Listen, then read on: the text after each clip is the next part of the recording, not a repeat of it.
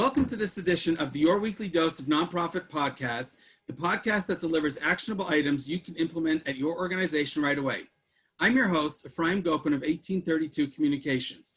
Today, I'm really happy to have with us a nonprofit marketing, digital, and communications expert, Kirsty Marrins. Kirsty, how are you doing today? I'm really good, thank you. How are you? I'm doing good, thanks. Let's introduce you to our listeners, watchers, and readers. Kirsty Marrins specializes in digital communications. As an accredited trainer, she has helped hundreds of charity staff hone their social media and digital marketing skills over the years and understands the importance of good content. She's a regular columnist for Third Sector in the UK and is a trustee of Charity Comms. Kirsty has worked with charities such as Action Against Hunger, British Red Cross, Barnardo's, Care International, RNLI, Teenage Cancer Trust, Hospice Lotteries Partnership, Cruise Bereavement Care, and more. In her spare time, Kirsty loves to travel and write about it over at What Kirsty Did Next. In today's episode, we're going to discuss being social on social media. Let's dive right in. Kirsty, what is social media broadcasting and why should nonprofits stop doing it? Great question. So essentially, social media broadcasting is when nonprofits put content out on social media, but they don't bother to really engage with any of their audience. So often the content is sort of like statements. And, you know, sometimes people will reply. And I often find that nonprofits don't then reply to those replies. So it's almost like they've put together their content plan for the week or the month. They've maybe scheduled it on a social media management tool and then they've just forgotten about it. So essentially it's just them putting out information and not really sort of having conversations with their supporters or their beneficiaries or, you know, influencers in their sector. Okay, so today's actionable item. Please tell us 3 things a nonprofit must be doing, now that we'll follow up on your last answer, 3 things they should be doing in order to engage and be social with their followers on social media. Sure. So I would say the first thing that they should be doing is posting content that their audience wants and needs and not what the nonprofit thinks that they want to know. So I think sometimes nonprofits make a lot of assumptions about their audience and what content they're looking for, and they sort of push their own agenda, but it's really important to know what your audience wants and needs, and then to provide that content. And if you're providing content that they want and they need and they find interesting, they are naturally then going to engage with that content.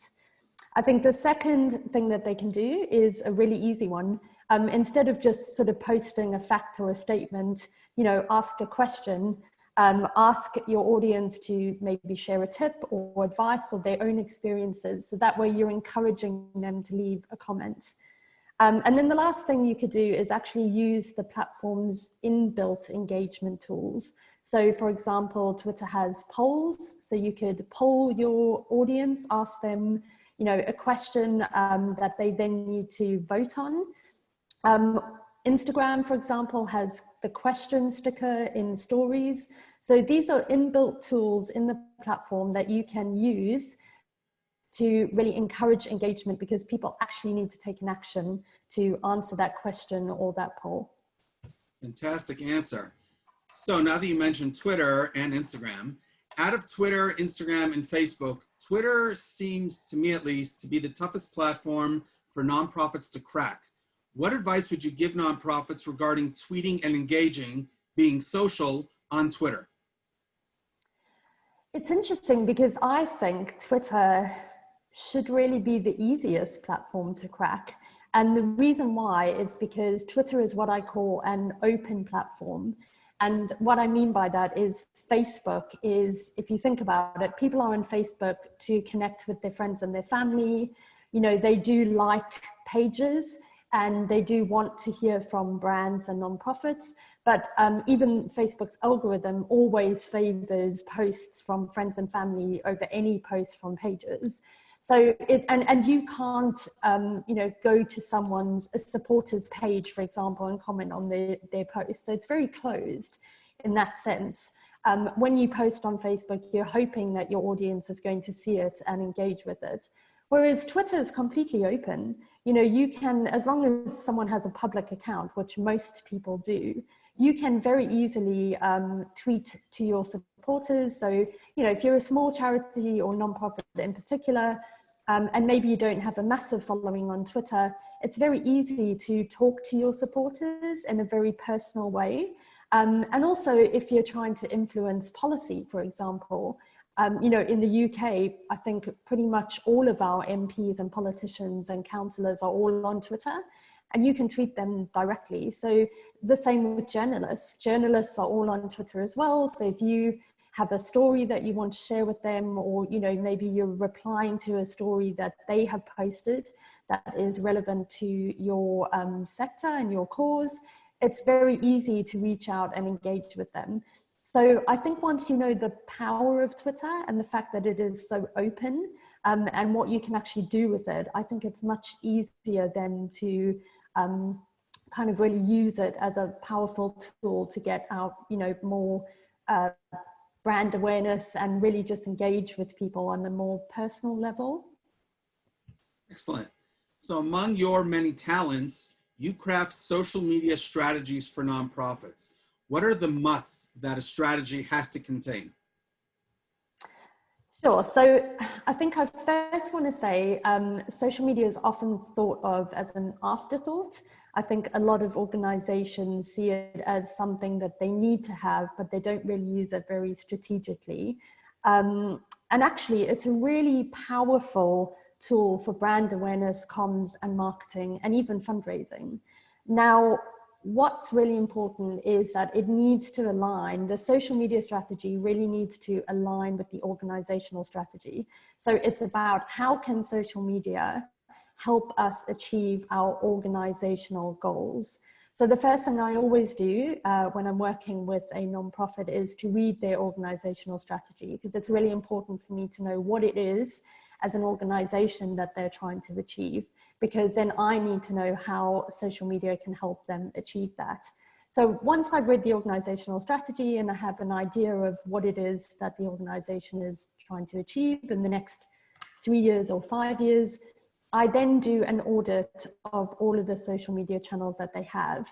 And that's really important because I need to know, you know, what sort of engagement they're getting on the channels, how often do they post, what sort of content is working, what isn't working, who are their audience demographics, etc.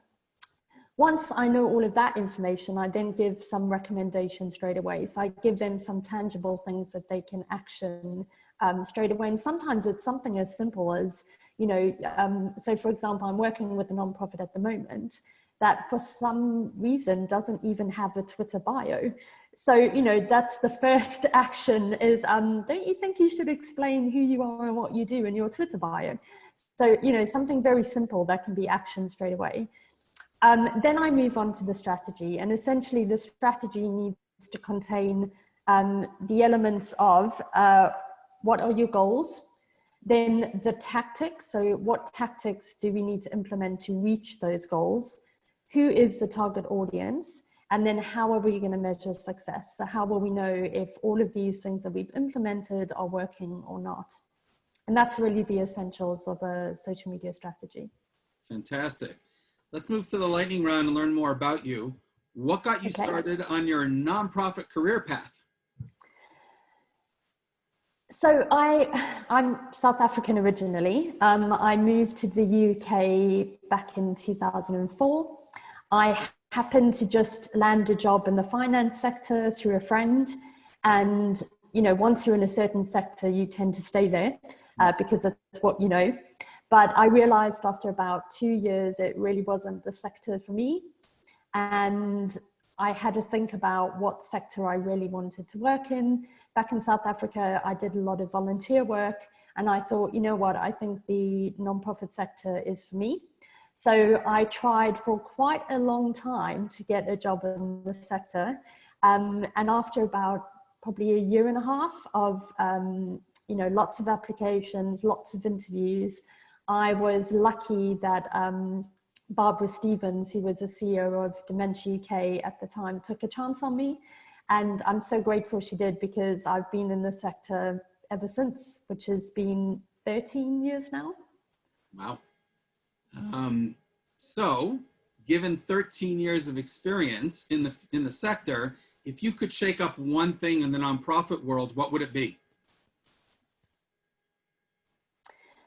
I think it needs to be diversity and inclusion. So in the UK, the sector is not that diverse and not that inclusive for a number of reasons. I think though we're really starting to wake up to that, and a lot of work is being done at the moment to try to change that. So I know, for example, at Charity Coms, the charity I'm the trustee of, we need to recruit some new trustees next year, and we're really looking at how we can make that as inclusive as possible and how we can increase the diversity on our board, because at the moment we're not a very diverse board. We've also got an organization called Charity So White, which is really pushing hard, and so they should be, to help the sector become more inclusive and more diverse. I think that's what I would shake up at the moment, because we're not really representing the people that we serve at the moment. We're all the same, really, and we do really need to attract a more diverse and inclusive sort of sector, really. Very on target answer. You love to travel and write about it on whatkirstydidnext.com. Where's one place you haven't been to but are dying to visit and tour? I am desperate to go to Machu Picchu. So I think when I was a child, I watched a cartoon show, and I can't remember what it was called now, but it's sort of centered around around Machu Picchu, and I've just always been like the Incas, and I've just always been fascinated with it. And of course, I mean, if you look at the pictures, it's just breathtaking. So that's somewhere very high on my travel list to go and see. Fantastic. I'll be waiting to see the pictures on Instagram. It might be a while. Okay, but I can wait. Twitter, love it or hate it? I love it. I think I love it because it's been very good to me. I have essentially grown my career through Twitter, really, because it is a really powerful tool to connect with people and to build a profile if that's what you want to do. I mean, we met through Twitter so many years ago. I mean, we would never have known each other if Twitter didn't exist. And I think at the moment, Twitter, unfortunately, is a place where a lot of bad things happen, and there's, you know, but if you can look past that, I think it really is a fantastic tool to connect and engage with people, and you don't get that with other social media channels. I mean, you do with Instagram to an extent, but you don't with Facebook. So I think, you know, for me, Twitter is definitely my favorite social media platform. I will co-sign that answer. On Instagram, you post some ridiculously awesome food and meal pictures. What's your preference? Eat out at a nice restaurant and have a fancy meal, or stay home and cook a great meal on your own? I like to do both. I mean, to be honest, I only eat out once a week. So it's not like I'm always out wining and dining. So I think I'm going to go with eat out at a restaurant, just because it feels special. And, you know, I have to cook every night at home. So I think, you know, it's nice when someone else cooks for you. And of course, you know, most of the times the chefs are much better cooks than I am. So it's quite nice to, you know, have food that you would not necessarily cook for yourself at home. Excellent. Let's turn the tables. You get to ask me a surprise question. I have no idea what's coming. Go ahead. Now, I hope someone hasn't already asked you this, but I'd love to know, what is the story behind 1832 Communications? I don't think anybody's asked me yet. Oh, good. Excellent. It comes from my motto that fundraising, communications, and marketing is based on storytelling. Mm-hmm. And so to give you the quick history, My earliest childhood memories are from when I was 3 years old and I was living in Jacksonville, Florida, which is in northern Florida. Those memories include going to Disneyland, but they also include almost burning down my parents' house. I got hold of matches at age 4, not the smartest move. But those are my earliest memories of childhood. Mm-hmm. In 1832, the year Jacksonville became officially a city in the United States. So for me, when I work with a nonprofit, you know, when you were talking strategy and you were talking about seeing what they do and what their current organizational strategy is, I 100% agree with that. And I look also at the storytelling. I want to know who you are from the day you became a nonprofit until today, and then we'll continue. So what's your earliest memories and going forward as far, you know, another couple of years into the future with that strategy? So that's the reason for it's kind of a reminder for me that the importance of storytelling, and always know where you were and know where you're going. That's Oh, I the love that. significance of the name. Yeah. That's So, brilliant. thank you. Thank you very much for appearing on the podcast. I urge you to connect with Kirsty on Twitter at London Kirsty. She's always happy to engage with nonprofit people at any time. Thanks very much for being here. Have a wonderful day. Pleasure. Thank you so much for having me. That's been really great. Thanks so much.